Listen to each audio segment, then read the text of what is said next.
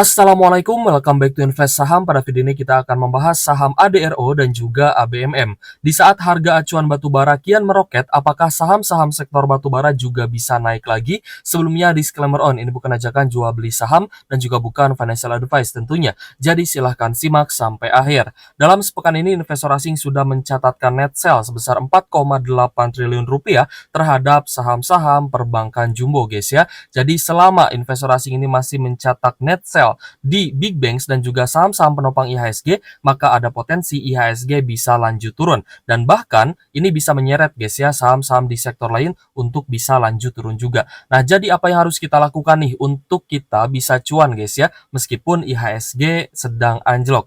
Jadi kita akan fokus terhadap saham-saham di sektor komoditas, karena kita melihat guys ya harga komoditasnya memang sudah mulai naik lagi.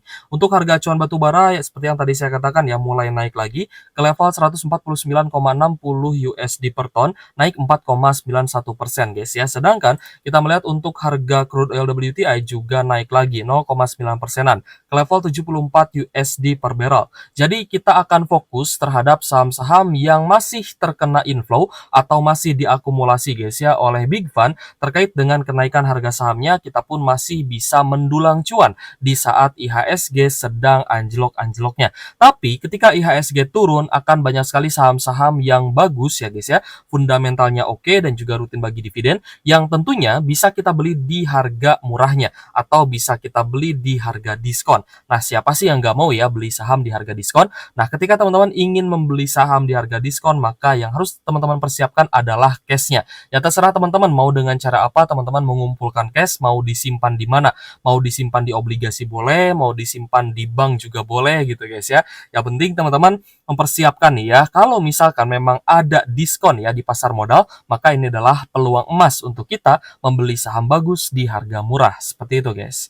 Nah, jadi terkait dengan harga acuan batubara ya, pada pekan ini sudah naik 7%-an dan kita melihat guys ya dari analisa, maka harga acuan batubara itu biasanya mengalami kenaikan lagi akibat ada trigger dari kenaikan harga komoditas lain. Sepanjang pekan ini harga batubara bertambah 7,16% secara point to point. Kenaikan harga gas alam ikut mengerek harga batubara. Kemarin harga gas TTF Belanda dan di Inggris itu melonjak guys ya, masing-masing 2,5% dan 2,03%. Begitu juga harga minyak mentah ya. Kemarin harga minyak jenis Brent dan light sweet bertambah masing-masing 0,6% dan 1%-an. Saat harga gas dan minyak semakin mahal, maka keuntungan untuk kembali beralih ke batubara akan meningkat, terutama untuk kebutuhan pembangkit listrik guys ya. Jadi tak heran ya harga acuan batubara juga bisa mengalami kenaikan, bahkan bisa naik 4% ya kemarin kita lihat, dan 7% dalam sepekan ini. Seperti itu guys. Jadi kita tetap fokus ya mencari cuan di pasar modal. Meskipun IHSG-nya sedang turun, tapi peluang itu masih terbuka lebar. Kenapa saya bisa bilang seperti ini ya? Karena dari pengalaman guys. Pengalaman berkali-kali guys ya terkena penurunan IHSG, terkena outflow dari saham-saham big banks guys ya, terutama saham-saham penopang IHSG. Nah, maka di situ setiap ada penurunan di IHSG, maka saham big banks dan saham penopang lainnya itu akan terdiskon. Ya makanya di sini saya sarankan guys ya, based on pengalaman gitu ya, dari experience yang sudah pernah saya alami gitu ya, bahwa ketika IHSG turun itu adalah waktu terbaik untuk beli saham. Ya ibarat teman-teman kalau misalkan mau cari apa ya, barang diskon gitu guys ya, waktu terbaik untuk membeli barang-barang perabotan dan segala macamnya, mungkin keperluan teman-teman gitu ya, bisa skincare dan lain-lain, itu adalah di tanggal kembar gitu ya. Misalkan ada diskon 99 gitu kan, ada diskon 12-12. Nah, itu kan biasanya harga-harga itu akan didiskon guys ya. Jadi akan banyak sekali pembelian ya ketika sebuah barang terdiskon. Nah, begitupun juga di saham. Ya kita harus tahu siklusnya nih, kapan kira-kira barang ini murah, tapi kapan kira-kira ini akan terjadi bullish reversal. Nah, terkait dengan bullish reversal itu menyangkut nanti ke teknikalnya, seperti itu. Jadi, fundamental yang terdapat di sebuah saham ini kita gunakan sebagai pondasi. Ya, kita gunakan sebagai pengetahuan gitu guys ya. Jadi kalau misalkan teman-teman tidak tahu saham misalkan HAIS gitu ya, teman-teman tidak tahu fundamental saham HAIS ini bagus atau tidak, ketika harga sahamnya naik gitu ya, Maka teman-teman sebenarnya punya dua aspek yang harus dilihat. Yang pertama adalah aspek dari money flow gitu guys ya. Yang kedua adalah dari fundamental. Apakah saham tersebut naik karena ada apresiasi dari sisi fundamental atau memang sedang dinaikkan gitu ya, sedang diakumulasi besar. Nah, biasanya ketika terjadi akumulasi di saham yang fundamentalnya biasa saja, biasanya sih akan ada aksi korporasi ya, biasanya akan terjadi suatu hal misalkan backdoor listing gitu guys. Itu kan sebenarnya sebuah aksi korporasi yang juga ya bisa menaikkan harga saham, bahkan teman-teman bisa cuan beggar, seperti itu. Ini juga ya berdasarkan dari pengalaman ya, based on experience, seperti itu. Oke guys, jadi untuk saham Adro ya, teman-teman juga sudah paham secara valuasi, secara fundamental, ini saham yang bagus ya. Di saat kinerja dan laba bersih saham-saham sektor batubara itu rata-rata terkoreksi, terutama di kuartal 1 dan kuartal 2 2024 ini, maka kita melihat ternyata laba bersih Adro di kuartal 2 2024 ini malah mengalami kenaikan ya dari 6,2 triliun menjadi 6,8 triliunan. Ya lalu berdasarkan valuasi juga masih murah sekali ya guys ya saham Adro ini. Apalagi Adro juga punya green energy atau EBT. Dari NPM juga cukup tinggi 26% dan yang terpenting adalah rutin bagi dividen. Jadi ini cocok untuk teman-teman yang mau nge-swing, mau trend following dan juga mau dividen investing tentunya. Dan kita melihat dari return on asset 14%, return on equity 21,4% menjadikan saham Adro ini menjadi salah satu saham yang memiliki fundamental bagus ya, apalagi perusahaannya atau direksinya juga bagus gitu guys ya. Dimana Bapak Garibaldi Thohir ya selaku direktur dari Adaro ini juga sangat berkompeten ya guys ya dalam mengelola perusahaan ini ya, perusahaan Adaro Energi Indonesia. Nah, lalu terkait dengan aksi korporasi yang akan terjadi ya di 18 Oktober 2024 nanti terkait dengan pembagian dividen, kalau misal teman-teman percaya dividennya 1.200 ya monggo gitu guys ya. Tapi kalau saya lebih memitigasi resiko di mana saya melihat bahwa di harga saat ini untuk saham Adro ya terutama itu sedang terjadi aksi take profit. Ya siapa yang take profit? Nah nanti akan kita bahas gitu guys ya.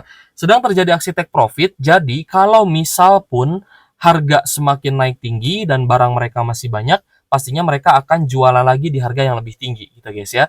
Jadi ketika kita buy low sell high gitu guys ya, berarti teman-teman misalkan swing trade ya, buy low sell high, tapi bingung nih kapan nih kira-kira jual Adro gitu ya, kapan kita take profit. Nah, selama teman-teman masih ya optimis dengan Adro, ya silahkan di hold. Tapi ekspektasi dari dividen yang besar gitu guys ya, dari dividennya katanya sih 1.200 per saham ya. Sudah banyak sekali ya, ada beberapa orang lah yang bilang, oh ini akan 1.200 per saham. Tapi di sini saya lebih apa ya, ibaratnya lebih menurunkan ekspektasi lah. Ya, jadi saya melihat ya bahwa aksi ini seharusnya menjadi menguntungkan untuk Adro dan Adro seharusnya menjadi memiliki cash agar ketika kita hold Adro dan kita tebus AAI-nya kita tidak akan kecewa guys dengan Adro yang baru gitu ya. Nah, jadi ketika kita hold Adro itu sebenarnya kita hold AAI. Ya, teman-teman harus paham nih. Ketika kita sekarang ini beli Adro, maka itu sebetulnya kita sedang berinvestasi di saham batubara thermal gitu ya, di mana pendapatan Adro juga sebagian besar dari batubara thermal. Nah, ketika ini dipisah, kita beli AAI-nya, kita tebus AAI-nya, berarti kita sedang hold Adro, gitu ya. Kita beli AAI, berarti kita sedang mempertahankan bisnis batubara thermal. Dan sebaliknya, ketika kita tebus AAI, maka kita membeli Adro yang baru. Seperti itu guys ya. Jadi ya, mungkin agak sedikit terbalik-balik ya, tapi ya itu kenyataannya. Ketika kita tebus AAI, ya kita mempertahankan bisnis batubara thermal. Sedangkan ketika kita menghold Adro itu artinya kita membeli bisnis Adro yang baru ya, dan semoga nanti dengan uang cash yang besar Adro ini bisa mengembangkan bisnisnya, entah itu akuisisi, entah itu mungkin membangun pembangkit listrik apa gitu guys ya, ataupun mungkin ikut serta ya dalam pembangkit listrik tenaga nuklir misal gitu kan. Nah, ini kan sebenarnya bisa menjadi tambahan revenue dan juga net income ya untuk Adro itu sendiri. Jadi dividen 1.200 ini belum saya percaya 100% penuh kecuali memang ada pengumuman ya setelah RUPS, ya itu baru saya percaya gitu guys ya. Tapi untuk sekarang saya belum percaya ya, karena dalam aksi korporasi spin-off ini tentunya yang harus mendapatkan cash besar itu Adro. Dan saya sebenarnya tidak masalah ketika nanti saya harus tebus AAI ya dengan uang yang misalkan dividennya tidak bisa memenuhi semua gitu. Misalkan saya nombok lagi pun ya saya tidak masalah. Ya karena di sini dalam hal ini kita akan membeli konsep atau prospek bisnis baru dari Adaro Energy Indonesia. Dengan case-nya yang besar, maka kita masih tetap yakin dalam hold saham yang satu ini. Seperti itu guys ya. Terkait dengan spin-off, kita akan tunggu nanti ya 18 Oktober 2024 guys ya, beberapa ya mungkin sekitar seminggu lebih ya, 10 hari lebih, 11 harian lah ya. Jadi untuk saham Adro sendiri memang kita melihat sudah di harga yang cukup tinggi. Kemarin kita sempat predik ya bahwa Adro ini akan turun, tapi ternyata masih mampu bertahan di atas. Tapi yang kita lihat memang adanya aksi profit taking ya dari beberapa pihak. Nah di sini kita akan lihat guys ya. Yang kemarin menjual saham Adro itu kebanyakan sebenarnya investor asing ya. Teman-teman bisa lihat datanya di sini ya bahwa investor asing itu sejak tanggal 27 September itu sudah mulai menjual saham Adro. Yang paling besar itu di tanggal 30 September guys. Ya net sell-nya 153 miliar. Tapi saya masih yakin bahwa Adro ini investor asing pun masih pegang sebenarnya. Meskipun mereka banyak menjual saham Adro, tapi kita melihat ya bahwa investor asing juga sebenarnya masih pegang barang banyak gitu ya di saham Adro. Nah, jadi prospek ke depannya untuk teman-teman yang masih pegang saham Adro ya, kalau misal mau lanjut di hold ya silahkan hold. Siapa tahu dividennya jumbo gitu kan. Tapi untuk teman-teman yang belum pegang saham Adro, mungkin masih mau mencicil beli, mau cicil di harga saat ini juga boleh sebenarnya gitu guys ya. Tapi tetap sisakan cash, semisal nanti harga sahamnya turun lebih dalam, berarti teman-teman dikasih kesempatan untuk beli di harga yang lebih murah lagi. Tapi jika harganya naik, teman-teman mau averaging up dengan misalkan ya potensi dividen jumbo ya itu juga tidak masalah. Seperti itu guys. Jadi untuk teman-teman yang sudah hold saham Adro di harga bawah dan masih floating profit di portonya, ya untuk di hold juga sebenarnya it's okay ya.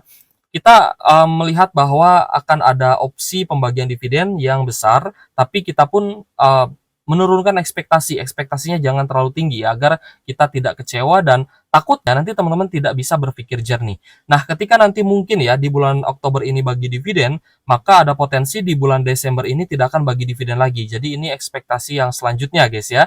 Ketika Adronya sudah bagi dividen di akhir tahun, di Oktober misalkan, berarti di Desember tidak akan ada dividen interim lagi. Ya, jadi untuk Adro sendiri ya memang kita masih harus membutuhkan konfirmasi ya dari perusahaan. Apakah perusahaan memang akan membagikan semua hasil penjualan AAI sebagai dividen? Kalau menurut saya sih tidak seperti itu gitu ya. Jadi saya masih tetap santai dulu aja sih, kita mencoba untuk mempersiapkan ya untuk menebus AAI-nya. Oke guys, selanjutnya kita akan bahas saham ABMM, di mana ABMM juga sempat naik tinggi ya. Secara year to date sebenarnya masih naik 16%-an, tapi saya cukup miris dengan saham yang satu ini. Miris kenapa Kak? Mirisnya sebenarnya karena banyak yang FOMO gitu ya.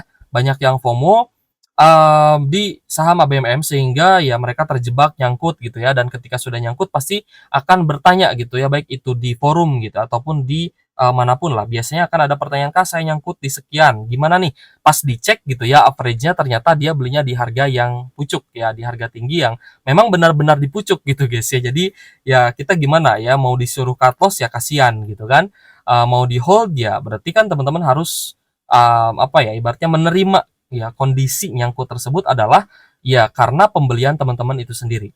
Nah, jadi untuk saham ABMM secara fundamental sebenarnya ini adalah saham yang cukup bagus ya. Namun di kuartal 2 2024 memang labanya turun ya akibat adanya beban operasional yang semakin membengkak, dan kita lihat ya secara valuasi memang masih murah, dan saham ini juga diinvestasi ya oleh Pak Lo Keng Hong. Jadi karena saham ini diinvest oleh Pak Lo Keng Hong, ketika naik ya pasti banyak yang FOMO. Dan saya cukup yakin ya orang-orang yang FOMO di ABMM kemarin itu mereka tidak punya strategi sebenarnya. Entah mereka mau jual di mana, yang penting beli dulu gitu kan.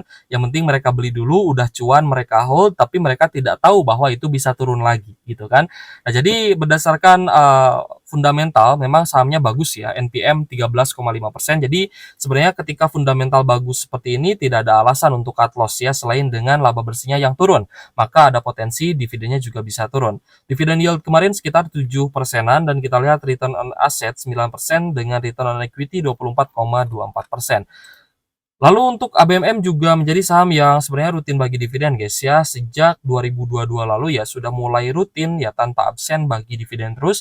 Jadi teman-teman yang mungkin masih nyangkut ya di harga yang tinggi di Ada yang mungkin di 5.700 sampai 5.200-an guys. Ini banyak sekali orang-orang yang nyangkut ya pada tanggal 29 Agustus 2024 lalu. Nah, ketika ada swing seperti ini pun ya mereka tidak mau cut loss ya, karena memang secara fundamental ABMM ini bagus. Tapi resikonya ketika teman-teman memang berniat untuk dividend investing, hal yang pertama harus dilihat adalah net income atau laba bersih. Ketika net income-nya bagus, ada kenaikan, maka dividennya berpotensi naik. Tapi sebaliknya, ketika net income turun, maka EPS akan turun. Earning per share turun, maka potensi dividen yang akan teman-teman dapatkan juga bisa saja turun ya, atau lebih rendah lah dibandingkan dengan dividen tahun ini. Seperti itu guys. Jadi untuk ABMM ya kita khawatir ya dari sisi kinerja saham memang ada penurunan, terutama dari net income-nya ini turun guys ya. Jadi untuk potensi dividennya berpotensi bisa lebih rendah, tapi di sini kita tidak akan memproyeksikan ya, karena kita masih membutuhkan data di Q3. Ya minimal 3 kuartal lah, nanti kita bisa memilah dan memilih nih saham batubara mana yang cocok untuk kita beli ya guys ya. Apalagi kita lihat IHSG sedang turun ya, siapa tahu kita dikasih harga murah juga. Jadi untuk ABMM, apakah ada potensi kenaikan ya? Di hari Jumat lalu kita lihat ya mulai ada tanda-tanda pembalikan arah 0,49% kenaikan setelah ABMM ini turun guys ya sampai di bawah MA50-nya, dan kita melihat untuk ABMM pun di hari Jumat kemarin ya memang masih ada net sell dari asing sekitar 731 jutaan ya. Dan untuk saham ABMM, untuk teman-teman yang masih masih floating profit ya, mau di hold juga tidak masalah, tapi saya yakin sudah banyak investor yang menjual saham ketika naik. Karena mereka berpikir gini guys, kapan lagi saya bisa jual ABMM di 5.700? Nah, ketika banyak yang jual ABMM di 5.700, masih banyak orang yang FOMO dan nyangkut di harga tinggi. Ya, maka belilah saham bagus itu di harga bawah ya, bukan beli saham bagus di harga pucuk. Nah, ketika teman-teman sudah tahu saham apa saja yang dibeli oleh Pak Lo Keng Hong, seharusnya ketika turun pun teman-teman tidak usah ragu dengan sahamnya. Karena saham tersebut diinvestasi oleh Pak Lo Keng Hong dengan uang yang banyak, berarti beliau pun sebenarnya sudah melakukan analisa gitu guys ya. Semakin kita tahu profil dari saham tersebut, kita tahu backgroundnya, kita tahu siapa aja yang punya saham itu, dan kita juga tahu fundamentalnya seperti apa, apalagi rutin bagi dividen, maka ketika harga sahamnya belum diapresiasi oleh market ya, alias belum naik, misalkan di 3.300 ya sampai di 3.500 misalkan, di sini teman-teman seharusnya tidak usah takut ya membeli saham ABMM di harga bawah, karena teman-teman juga sudah tahu bahwa Pak Lo Keng Hong itu porsi terbesarnya adalah di saham ABM Investama Tbk. Seperti itu guys. Jadi kembali lagi guys ya, kita terus memperbaiki dari sisi analisa saham ya guys ya. Kita terus memperbaiki dari cara kita entry. Nah, itu harus terus dievaluasi. Ketika kita merasa bahwa ada yang salah dengan cara investasi kita, di sanalah waktunya kita melakukan evaluasi perbaikan gitu guys ya. Oh iya, saya salah entry, berarti kita belajar teknikal. Oh iya, berarti saya salah memvaluasi saham, berarti teman-teman pelajari lagi fundamental. Nah, jadi ada kabar yang cukup menggembirakan ya sebenarnya, di mana Iran ini menetapkan 2 syarat ya untuk gencatan senjata antara Hizbullah dengan Israel. Nah, jika Israel ini mau melakukan gencatan senjata ya dengan Iran dan tidak melawan Iran, maka harus dilakukan gencatan senjata juga di wilayah Palestina saja. Sana maksud saya. Jadi ketika ingin berdamai ya, maksudnya gencatan senjata itu dia damai sementara gitu ya. Ketika ingin berdamai dengan Hizbullah dan tidak meneruskan peperangan ya, karena ya mungkin ada ancaman juga gitu ya dari pihak Iran ya, agar Israel ini tidak membalaskan kembali, agar menyudahi.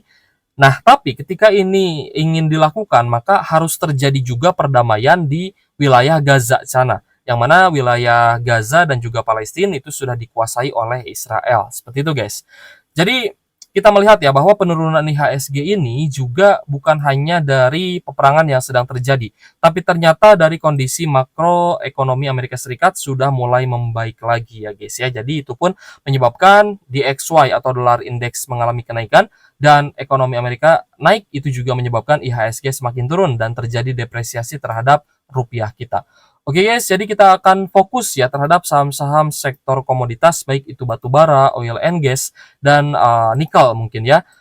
Jika ada pertanyaan boleh tulis saja di kolom komentar. Terima kasih sudah menonton dan semoga video ini bermanfaat untuk teman-teman. Thank you for watching. See you on the next video. Wassalamualaikum warahmatullahi wabarakatuh.